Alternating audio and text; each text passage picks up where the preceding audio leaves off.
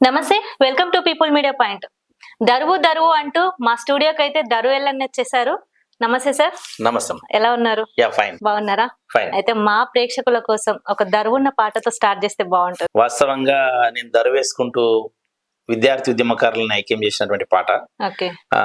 ఆ పాటతోటి ప్రతి హాస్టల్లో నుండి విద్యార్థులందరూ కూడా చదువుకునే పుస్తకాలు పక్కన పెట్టి కూడా తెలంగాణ కోసం ముందుకు రావాలని చెప్పేసి వచ్చేసారు. చాలా మంది రియలైజ్ అయ్యారు అనమాట. ఆ పాట బాగా పేరు తెచ్చింది. చాలా మంది నిరుద్యోగుల్ని ఐక్యం చేయడంలో ప్రధాన భూమిక పోషించింది. మన అన్నదమ్ములు వలసెల్లిపోతుండ్రు, మన అక్క చెల్లెళ్ళు బీడీలు చేస్తుండ్రు, మన తల్లిదండ్రులు తిప్పాల పడుతుండ్రు, అప్పులైనా సరే చదువుకోమంటుండ్రు, వాళ్ళ ఆశంతా మన మీదున్నదే నల్లహగొండారమనన్న, మన ఆశ కొలువు మీదున్నదే రాయాపోలు అంజన్న, ఓ ఎంఏ చేసే సమ్మన్న, ఓ ఎంఎస్సి చేసే సదన్న, మన బతుకులు బాజార్ల పడ్డయే బీఈడి చేసే బాలన్న, మన తెలంగాణ ఆగమాయరో నౌకరి రాని ఎంకన్నా. లైవ్ గా మాతో పాటు చదువుకుంటున్నటువంటి విద్యార్థి మిత్రుల పేర్లు తీసుకొని వాళ్ళు చదువుకునే సబ్జెక్ట్ తీసుకొని ఈ పాట రాయడం జరిగింది. మొత్తం మీద విద్యార్థులను చైతన్యం చేయడంలో ఈ పాట ప్రధాన భూమిక పోషించడంలో అతిశయోక్తి కాదు.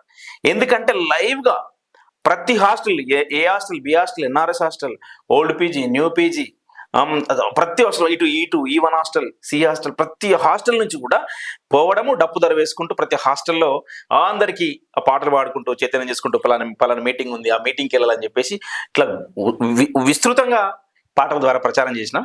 ఈ పాట ఓయిలో మారుమోగింది ఆ రోజులలో. నిజంగా అసలు మలిదశ ఉద్యమంలో ఎంత చైతన్యవంతులను చేసింది మీ పాట, అలాగే మీ మాట కూడా. నిజంగా ఈ ప్రోత్సాహం ఎలా మీకు దక్కిందంటారు? అంటే వాస్తవంగా మాకు నేపథ్యము చిన్నప్పటి నుంచి స్కూల్ టైంలో నుంచి కొంత చిన్న చిన్న జానపదాలు పాడడము. మా నాన్న యాక్చువల్గా భాగవతాలు నేర్పించడానికి పంతుల్లాగా ఉంటుండే అనమాట. మా అమ్మ ఇట్లా కలుపు కలిసినప్పుడు, మా అక్క కలుపు కలిసినప్పుడు పాటలు పాడేది. ఆ గ్రామీణ నేపథ్యం నుంచి వచ్చినటువంటి వాళ్ళ ప్రభావం నా మీద పాడడము, మేము చిన్న చిన్న జానపదాలు పాడుకోవడం. దాని తర్వాత ఇంటర్, డిగ్రీ సిద్దిపేటకి రావడం. సిద్దిపేటలో మంజీరా రచయితల సంఘం వాళ్ళతోటి సావాసం. మా సిద్ధారెడ్డి సార్ ప్రత్యక్షంగా మంజీరా రచయితల సంఘ వ్యవస్థాపకులుగా, ఆయన ప్రత్యక్షంగా మాకు గురువు కాబట్టి డిగ్రీ కళాశాలలో సిద్దిపేటలో మాకు పాఠాలు బోధిస్తూ ఉద్యమ పాఠాలు కూడా బోధించిండు. అట్లా మరసంతో కలిసి నడిచిన సందర్భంలో అనేక పాటలు, అప్పుడు మద్యపాన నిషేధం మీద, సారా నిషేధం మీద రకరకాల సమావేశాలు పెట్టేది సార్ వాళ్ళు.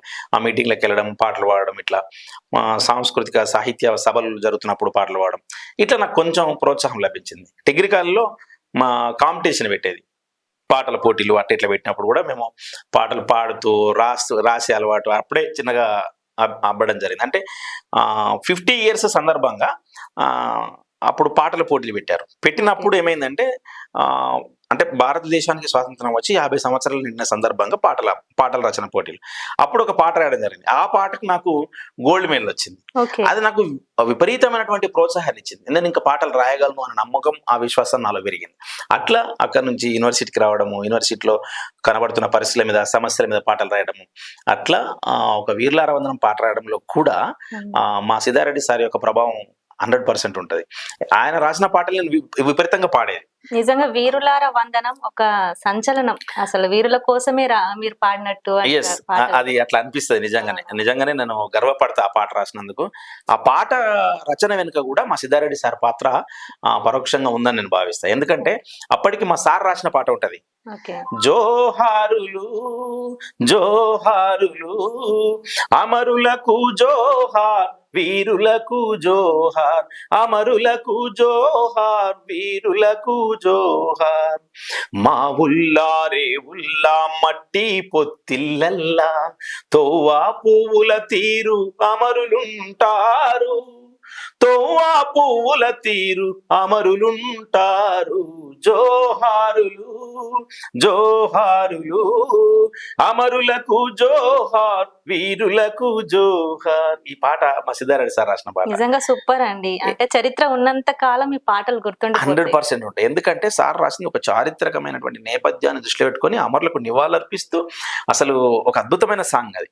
అది నాకేమనిపించింది అంటే, మేము మీటింగ్లు తిరుగుతా ఉన్నాం, అక్కడక్కడ ఉపన్యాసకులు వచ్చి 1969లో 369 మంది విద్యార్థులు తెలంగాణ కోసము ప్రాణాలు సైతం లెక్క చేయకుండా పోరాడినరు, వాళ్ళు అమరులైనరు అని చెప్పేసిన చరిత్ర చదువుకుంటాం. అక్కడక్కడ ఉపన్యాసాలు ఇస్తా ఉన్నారు.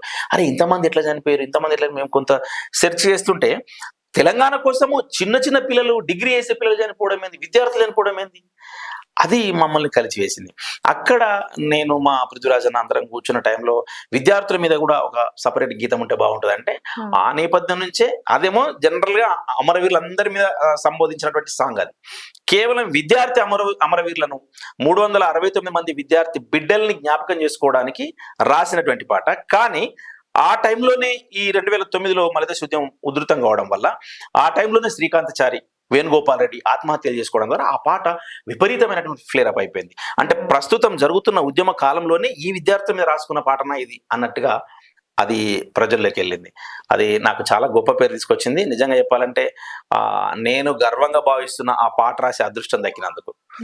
అట్లా నేపథ్యం, పాటలు రాసే నేపథ్యం అట్లా స్కూలు, కాలేజ్, తర్వాత యూనివర్సిటీ. నిజంగా కళ అనేది ప్రతి ఒక్కరికి అబ్బదండి. అసలు అంటే మీ వంశంలో ఎవరన్నా ఉండే వాళ్ళ ఇలా? అదే యుద్ధం చెప్పిన కదా, మా నాన్న అట్లా భాగవతాలకి పంతులు, అట్లనే మా అమ్మ కలుపు తీయడము, నాట్లేసే కడ పాటలు పాడడము, మా అక్క పాడడము, మా అన్నలు కూడా భజన చేయడానికి హనుమాన్ దగ్గర భజన చేస్తారు కదా, అట్లాంటి భజన పాటలు, ఇవన్నీ ఆ ప్రభావం, భాగవతాలు ఆడేవాళ్ళు, ఆ ప్రభావం ఇండైరెక్ట్ గా నా మీద పడింది. ఆ ప్రభావంతో ఇట్లా దాని తర్వాత ఇక్కడ మంజీరా రచయితల సంఘం ప్రభావం, దాని తర్వాత యూనివర్సిటీకి రాగానే విద్యార్థి ఉద్యమాలు, అట్లా 1 by 1 కొంత దళిత బహుజన గేయాలు కూడా అప్పుడు బహుజన సమాజ్ పార్టీ ప్రభావం కూడా నా మీద ఉంటుండే.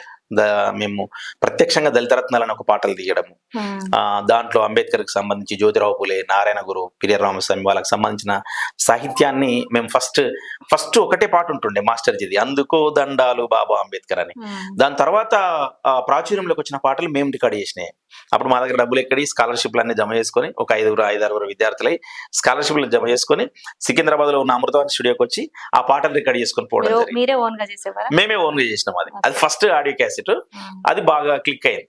బాగా అసలు దాంట్లో ఉన్న పాటలన్నీ ఇప్పటికీ పాపులర్ సాంగ్సే.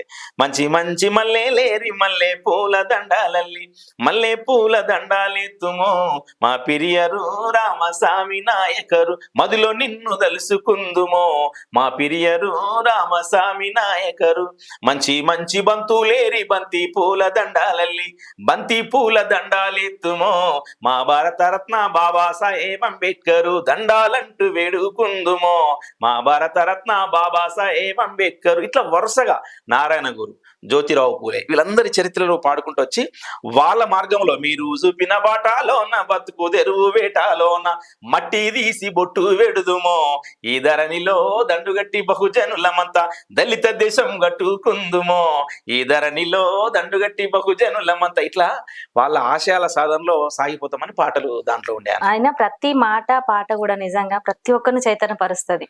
అంటే ఈ రోజుల్లో చాలా ఉపయోగపడతాయి కూడా. చరిత్ర తెలుసుకోవాలన్నా కూడా ఈ పాటలు వింటే సరిపోతుంది. అంటే భావాజాల ప్రచారంలో ఆ టైంలో విస్తృతంగా ఈ పాటలు ఉపయోగపడ్డాయి. అప్పటికి నేను చెప్పినట్టు ఇంతకుముందు మాస్టర్జీ పాట ఒకటే బాగా ప్రచారంలో ఉండే, దాని తర్వాత ఇవి వచ్చేసినాయి. భీమసేన రాసిన పాట కూడా దాంట్లో అప్పుడు రికార్డ్ చేసినాం, దండము మా దీనబాంధులకు అనే సాంగ్. దాని తర్వాత నారాయణ గురువా అమరుడు నారాయణ గురువు అన్న సాంగ్ ఉంటుంది దాంట్లో.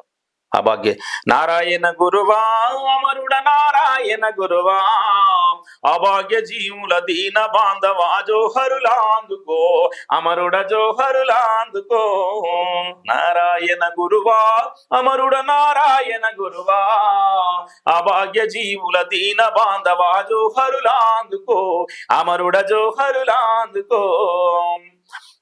అంటే ఆ పాట ఆయనకు సంబంధించి చెప్తూనే ఈ కులాల వివక్షత లేని సమాజం ఎట్లుండాలన్న దాంట్లో ఆ పాట విస్తృతంగా దాంట్లో భావం ఉంటుంది అనమాట. అట్లా ఆ పాట ఒక 7 పాటలు దాంట్లో రికార్డ్ చేసినాము, బాగా పాపులర్ అయినాయి. దాని తర్వాత ధరణిలో సిరులైన పాట కూడా దాంట్లోనే. అప్పుడు లేనన్న చౌదరి గద్దరన్న మీద కాల్పైనప్పుడు లేనన్న చౌదరి ఒక పాట పాడింది, ఆమె గొంతు నచ్చి ఆమెతో ఆ పాట పాడించిన మేము. ధరణిలో సిరులెల్లను కలవారి కరగని తిండాయరో కలిమిలే నీ బతుకులో కంకెడు కూడే కరువైపాయరో. ఇట్లా మొత్తం అన్ని కులాలు చెప్పుకుంటూ వస్తాం దాంట్లో. అసలు మండే మీకు అలుపు ఉండదు, సొలుపు ఉండదు ఇంకా.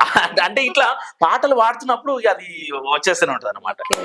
అట్లా ఇవన్నీ పాటలు అప్పుడు రికార్డ్ చేస్తాం. లైక్ చేయండి, షేర్ చేయండి, సబ్స్క్రైబ్ చేయండి. మరిన్ని వీడియోల కోసం బెల్ సింబల్ పై క్లిక్ చేయండి.